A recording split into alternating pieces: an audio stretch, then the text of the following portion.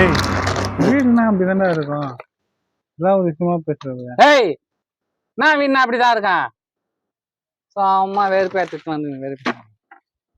காலையில 5 மணிக்கு ஏந்தண்டா போய் மீன் வாங்கிட்டு வந்தேன்டா பட்டாபுராம்ல.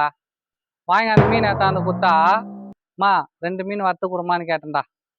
என்ன தெரியுமா சொல்லிச்சு, உன் அத்தனை காலம் அறுக்க முடியாது, எவன் வேக்காட்டில் நிற்பான் அப்படின்னு கேட்டுச்சு. சரின்னு சொல்லிட்டு அமைதியாக வந்துட்டேன்டா. இன்னொருத்தன் வந்தான்டா பண்ணி முடிஞ்சு வாயன். என்னம்மா மீனா அப்படின்னு. ஆமா மீன். குழம்பா அப்படின்னு. ஆமா குழம்பு. ஓ அப்படியா, எனக்கு மட்டும் வறுத்து குத்துருமானா வறுத்து குத்துறம்பா இருந்து. வாங்கி அறுத்து நானா உன்றது அவரான்.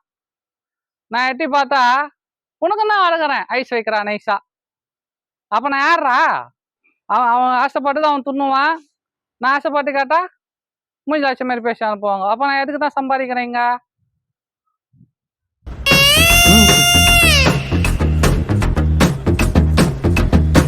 எதுக்கு தான் சம்பாதிக்கிறேன் தெரியுமா?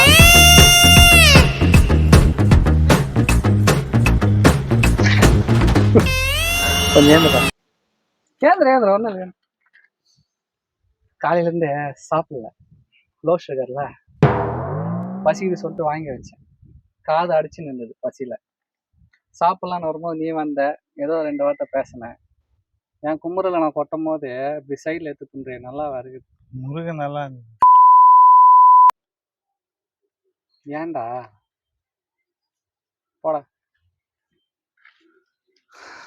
பசி